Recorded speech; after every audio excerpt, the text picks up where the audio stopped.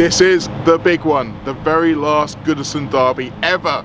And Arne Slot's Liverpool are ready for it. They're ready for the fight. If you listen to the manager this morning in his pre-match press conference, he's well aware of what derby atmospheres can be all about, and he knows the uniqueness of what it means when you're playing against a team who maybe haven't got the quality, but they've certainly got the fight and the belief. It was interesting that he referenced not only last season's defeat, but the game against Plymouth at the weekend and some of the things that they can learn from both of those games. We'll look into that. We'll look at the team news and what he said about who may or who may not be in the side. We'll also look about what this means, what this period of 5 games in 15 days means for the Premier League title, and whether or not he really is taking any of his rivals as seriously as some of us are. But we'll discuss all of that back in the lab. Hello and welcome to the latest edition of the press conference review. I'm your host here, Stewart, and we are here to go through everything that Arne Slot had to say ahead of the big game against Everton that's coming up tomorrow. And traditionally we start with injury news, and there was some updates there. Well, obviously we had a little period where there was no injuries, unfortunately, that lasted about an hour. And then Trent Alexander-Arnold managed to get injured at Bournemouth, and since then against Plymouth we've seen Joe Gomez pull up, and the news on Joe is not great. It is the same leg that he injured at West Ham in December, so maybe it appears as if he'd come back a little bit too soon. Now, he did walk off the pitch at Home Park, and it was more of a kind of precautionary, one of those things where he didn't fully go. He just felt it and thought, this doesn't feel good and maybe it's about to go. But what that does mean, because it is the same leg and the same injury, it does mean that we are probably going to be without him for a considerable amount of time. I wouldn't necessarily want to say weeks, months, etc. Arne Slot didn't put a date on it very pointedly, particularly in the light of what we said in the last show. But it's bad news for Joe. It really is heartbreaking news for Joe, and I do get the impression, particularly with so many games that we've got coming up over the next 2 weeks or so, he probably would have got some game time in those games. But alas, we don't have him to lean on. We do, however, have the potential to have Trent Alexander-Arnold back sooner rather than later. He has been training. He was training individually yesterday, and he should be taking part in some team training today. And that leads me very nicely into my top takeaway, number 1. Expect to see Conor Bradley at right back tomorrow.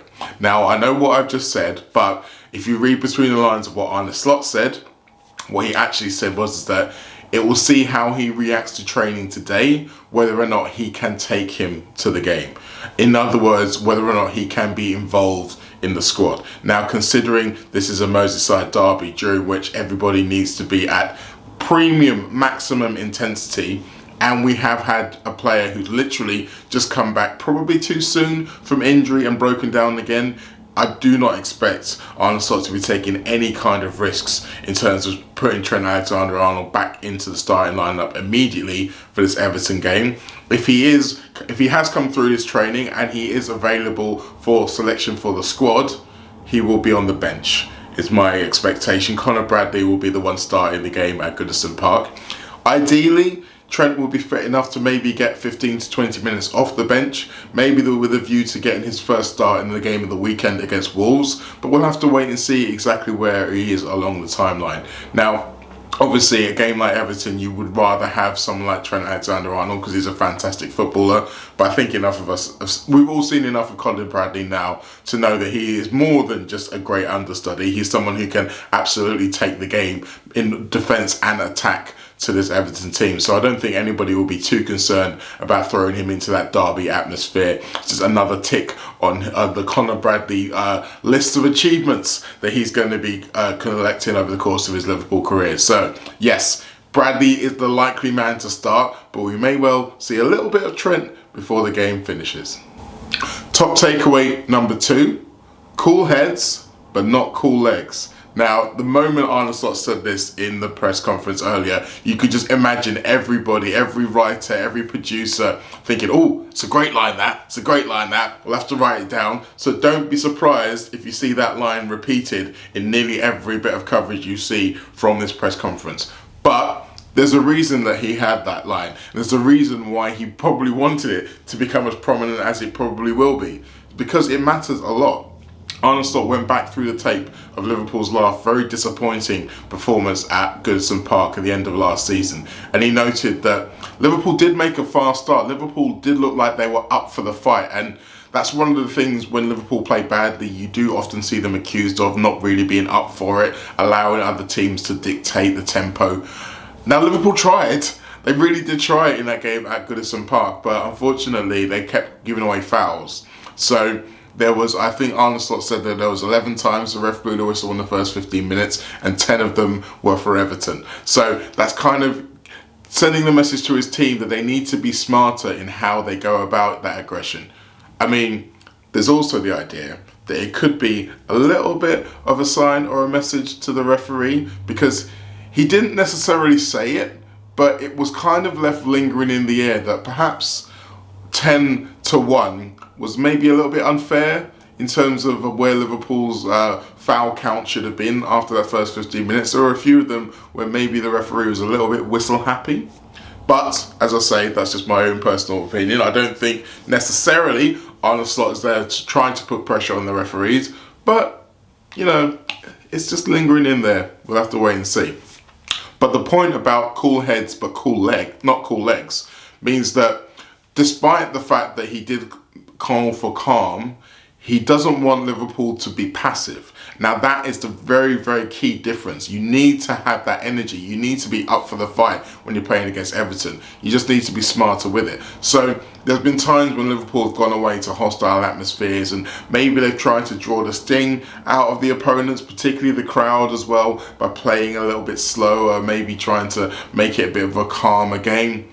I don't think that's what Arne Slot wants from this game. I think he wants to fight fire with fire, but just be a bit smarter with it. Now, we saw from Darwin Núñez in particular against Spurs a really good example of this. He was able to use all of that built-up energy and aggression that he loves to play with without crossing the line and going into foul territory. He did a really good job of being able to do that against Spurs. He didn't give away one foul, I believe, but he made lots of great tackles. It was a really aggressive pressing presence, and I think that's really the hallmark of what Arne Slot's looking for in this game against Everton. So cool heads, not cool legs. Yes, it's a great line, but underlying there's a really important message, because he doesn't want Liverpool to be losing the physical battle, but he also doesn't want them to lose the battle with the referee's whistle, because the other thing all of those fouls for Everton did, it gave them free kicks. And what do free kicks bring? Opportunities for them to put balls into our box. And as much as they may have scored a few goals more from open play in the last couple of games, that really is going to be their biggest source of attack.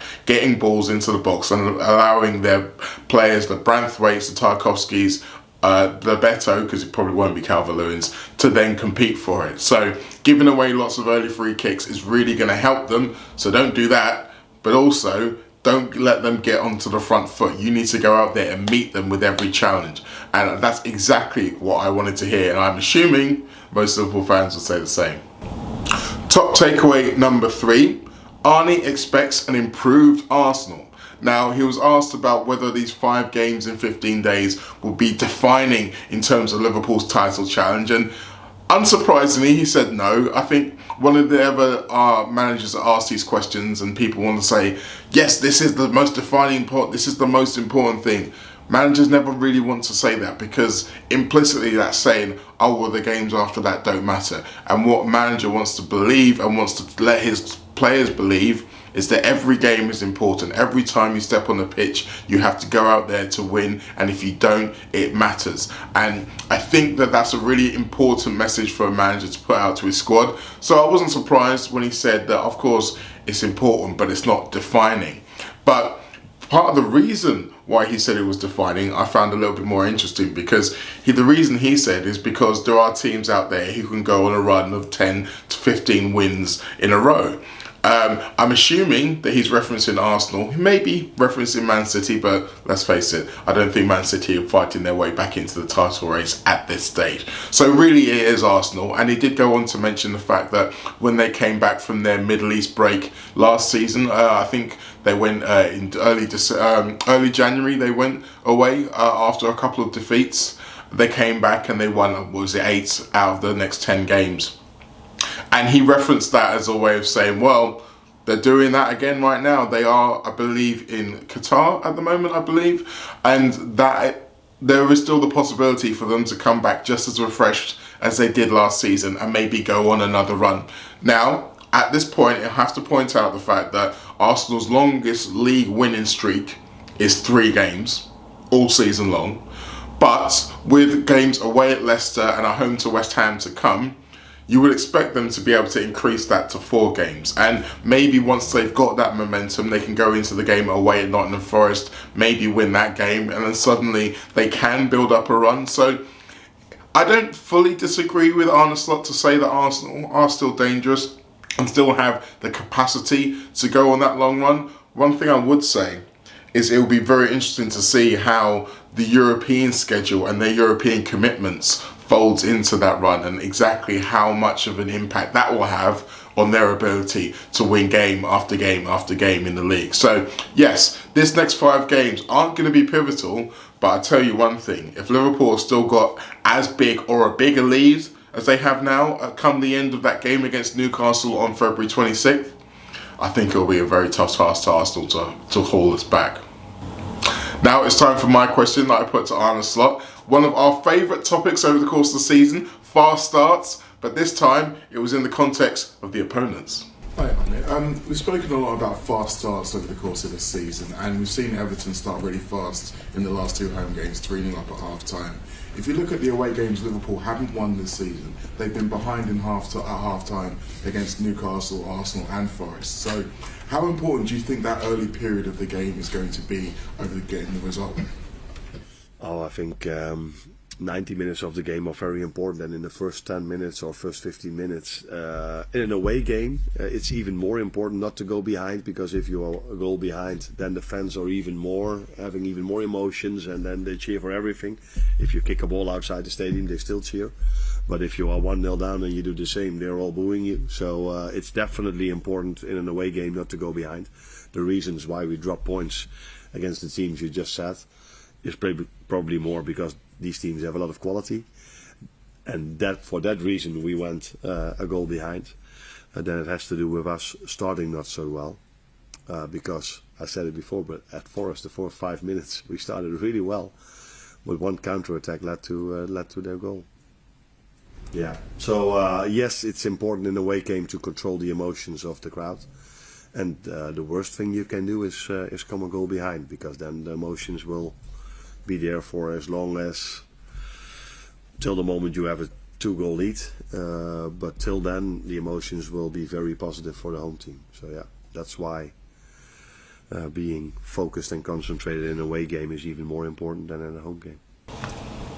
Now, I really like what Arne Slot said here about the controlling the emotions of the crowd and the impact that that can have on the game on the pitch, because that's just as an important part when you're going away from home. You haven't just got to be able to control the team, you've got to control the crowd, because they can give it. We've seen it at Anfield that a crowd can give a team life, and when you're in that situation where every time you give away a free kick or every time you give away a corner or a throw-in, the crowd get up and they get rowdy and they get in your face, it can have an effect. It can give the opponents the extra 2 and 3%, and in the context of that, it is absolutely imperative not to go behind, because again, if I referenced the game at Goodison towards last April, if Liverpool don't go behind when they do, there's a big chance that they can weather that early storm. And then towards the end of that first half, there was a couple of really good chances for Darwin Núñez that Liverpool were unable to take. And then if you go up in the game and you're the one ahead,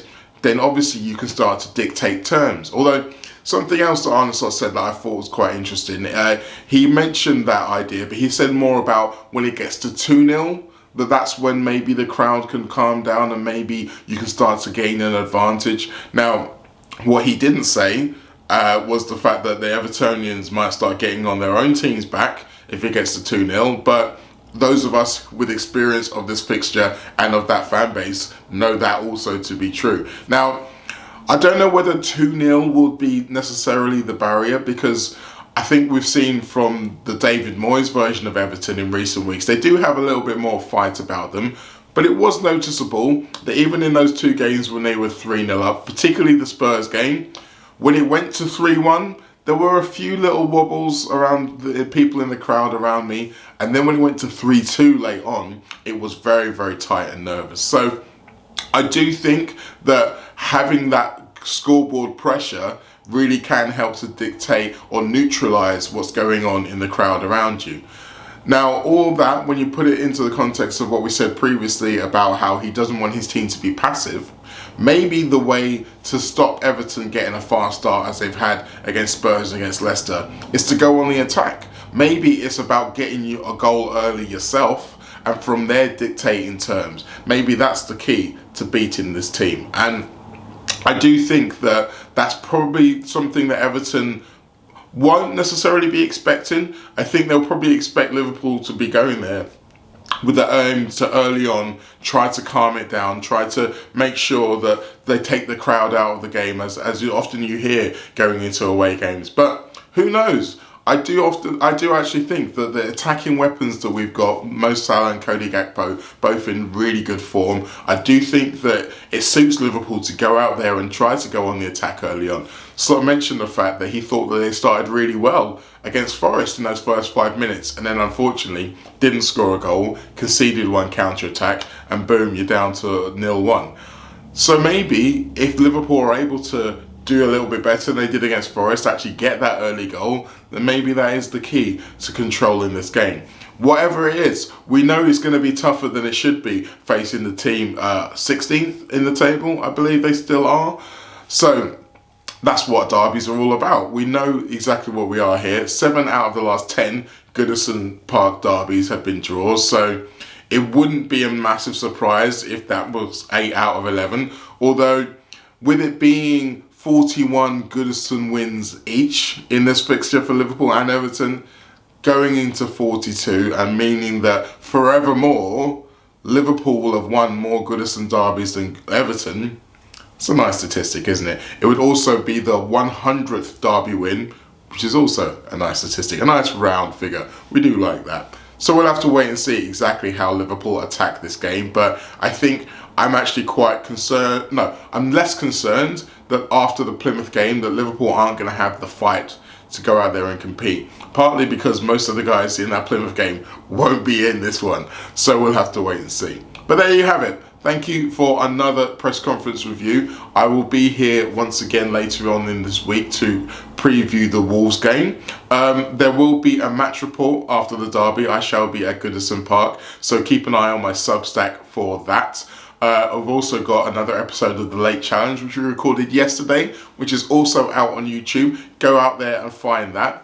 My This is Anfield column is still live from my review of the transfer window from Liverpool's perspective. And of course, I was on the Anfield Wrap this Monday. That's on the free show. That's also on YouTube. So there you go. You don't even have to leave this site to see plenty more of me. If you're listening to this via my Substack, then obviously the match report is still there. And you can go back and read some of the other ones I made of some of Liverpool's and Everton's more recent games that I've referenced. So all of that still to come, all of that for your entertainment. Thank you for watching and thank you for listening. I'll see you again soon.